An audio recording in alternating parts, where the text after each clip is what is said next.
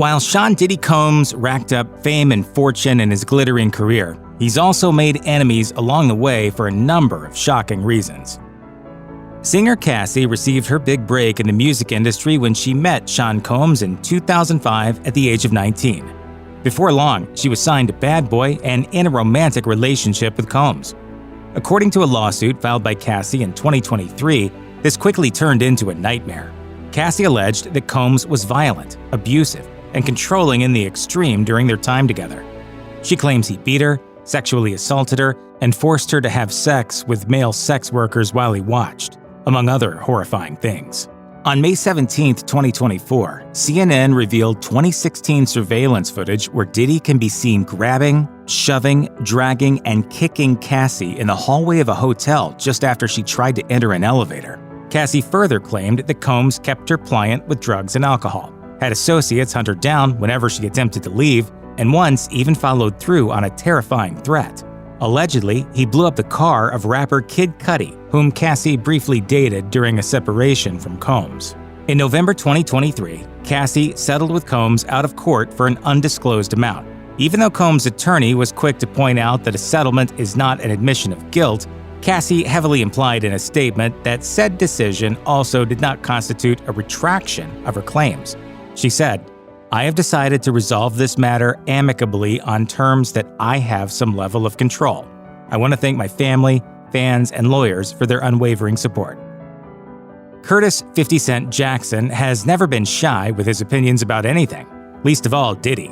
Jackson first made his feelings for him widely known in the 2006 song Hip Hop, which flatly accused Combs of being involved with the tragic murder of Notorious B.I.G. In addition, he stated that Combs was also responsible for the murder of Tupac Shakur. This, however, just scratches the surface of Jackson's problems with Combs. When multiple former associates came forward in 2023 with claims that Combs sexually assaulted them, Jackson quickly announced via X that his film and television production company would be producing a documentary about the allegations. Since making that announcement, he has not missed an opportunity to troll Combs over his mounting troubles. When Combs' Los Angeles and Miami homes were raided by Homeland Security as part of the investigation into those allegations in 2024, Jackson once more took to X. He wrote, "Now it's not Diddy do it, it's Diddy done. They don't come like that unless they got a case." Hey, yo, I don't have no beef with I don't know why. With Fifth. He loves me.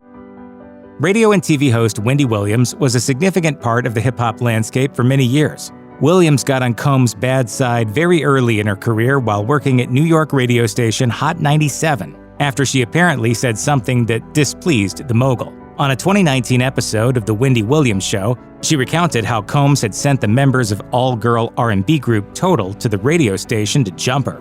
It didn't work out because Williams' boyfriend at the time diffused the situation. Not long afterward, Williams says Combs went so far as to get her fired from Hot 97 when she came into possession of a photo showing Combs in an intimate situation with another man while on vacation.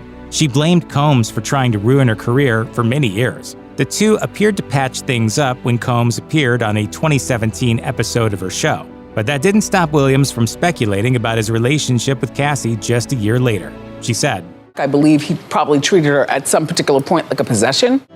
R&B singer Jaguar Wright has had minor success as a solo artist and arguably made more waves as a sometime member of the legendary Philadelphia outfit The Roots and as a featured artist alongside the likes of Jay-Z and Lauryn Hill. She's been in the music industry for over 2 decades, and she has never been shy about calling out such artists. When it comes to Sean Combs, though, Wright is pretty convinced that his behavior transcends the merely sketchy. In an infamous 2022 interview, she implied strongly that she believes Combs' ambition to know no bounds.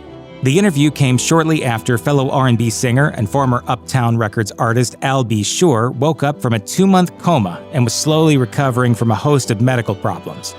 Wright pointed out that Uptown started with 5 people: Andre Harrell, Kim Porter, Heavy D, Al B. Sure, and Combs himself. She then deadpanned, pausing in between each name for emphasis. Kim is dead. Heavy D is dead. Andre Harrell is dead. The only 2 left are Puffy and Al almost died.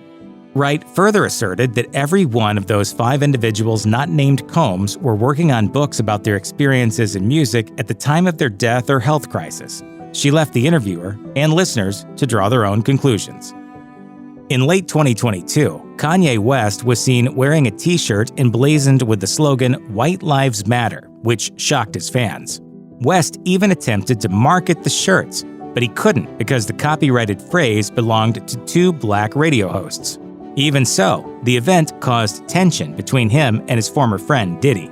In a lengthy text exchange that West posted to Instagram, Combs showed surprising restraint in asking West if he might reconsider his endeavor. The request garnered a profane and puzzling response from West. Ultimately, West wrapped up the conversation by promising to make an example out of Combs before declaring war on his old buddy. Nothing appeared to come from this incident, though.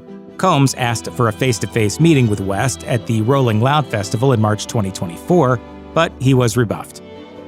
In Mark Curry's 2009 book, Dancing with the Devil, he spelled out how despite having written or co-written hits like Come With Me and Bad Boy for Life for Sean Combs, he never saw his efforts translate to any significant amount of money. He wrote how he was driving around in a 1992 Honda Accord while Combs reaped all the rewards. In December 2023, Curry gave an interview to The Art of Dialogue in which he was asked about accusations made to the same outlet by Combs' former bodyguard, Gene Deal. Among these allegations were that Combs beat Kim Porter badly enough to require hospitalization.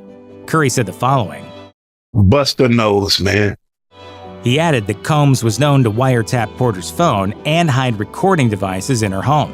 He went on to suggest that the crimes Combs is accused of are completely in character for him, saying, I think he's very capable of doing it. It's in his character. That's who he is. That's what comes with power.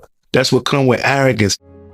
Producer Rodney Lil Rod Jones also counts himself among those whose business relationships with Sean Combs ended rather unsatisfactorily. In February 2024, he took to TikTok to describe the brutal conditions he was subjected to while working on Combs' Grammy-nominated The Love album, Off the Grid, which included grueling hours and impossible deadlines for very little compensation. In addition, he claimed Combs was actively attempting to cheat him out of publishing rights on the project. The very next month, Jones filed a lawsuit against Combs, claiming that the mogul subjected him to sexual harassment, including frequent groping and coerced participation in sex with sex workers. This, though, was not his most shocking allegation. Jones alleged that in 2022, either Combs or his son Justin shot a 30-year-old man identified only as G in the bathroom at a Los Angeles recording studio. Jones claims to have personally carried the wounded man to the ambulance. Furthermore, he claims to have been instructed directly by Combs to lie to the authorities, telling them that the man had been wounded in a drive-by shooting outside the studio. The suit also implies that the LAPD might have been complicit in a cover-up, while adding that the victim seems to have disappeared. Mase was one of Bad Boy's biggest success stories in the late 90s. Even before his first album had been released, he'd been featured as a guest rapper on smash singles such as More Money, More Problems and Can't Nobody Hold Me Down. But just as quickly as Mase burst onto the scene, he exited the music industry, retiring in 1999 to become an ordained minister. He has made brief returns to music in the intervening years, and in 2022, he released the track Oracle 2, in which he lyrically rips Sean Combs up one side and down the other. The gist of Mase's beef with Combs is the latter's tendency to rip off his artists as well as being a magnet for trouble. Appearing on the It Is What It Is podcast, he said, "Everything now that we see playing out was all the things I escaped."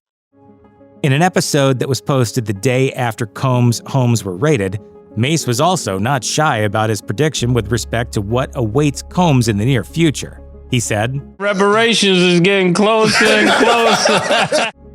In 2002, Combs decided to expand into reality television by taking over the MTV series Making the Band.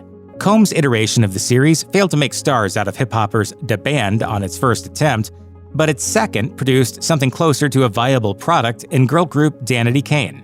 Some members of the group, though, were less than enamored with the man who handed them their careers, most notably Aubrey O'Day.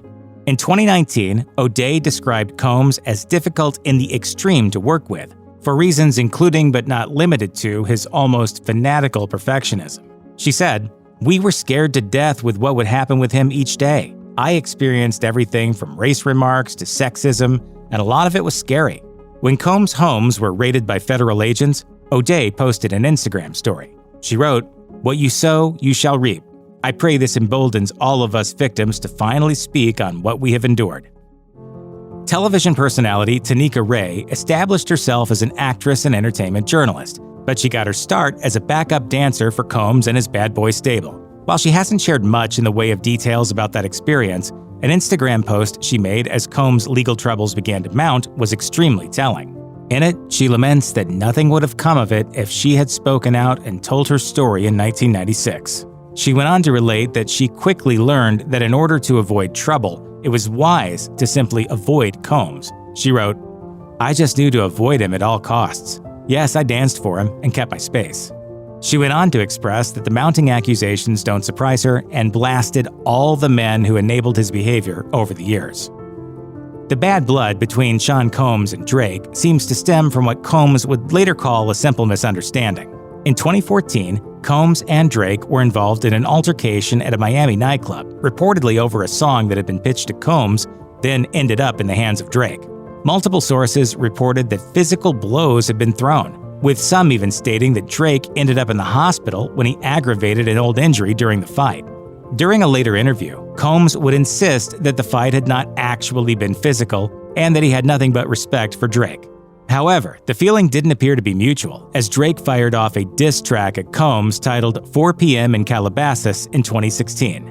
In 2022, Kanye West reported that Drake and Combs had almost come to blows once again when they ran into each other backstage at his fashion show. West claimed it was Jay-Z who stepped in between the two to break it up.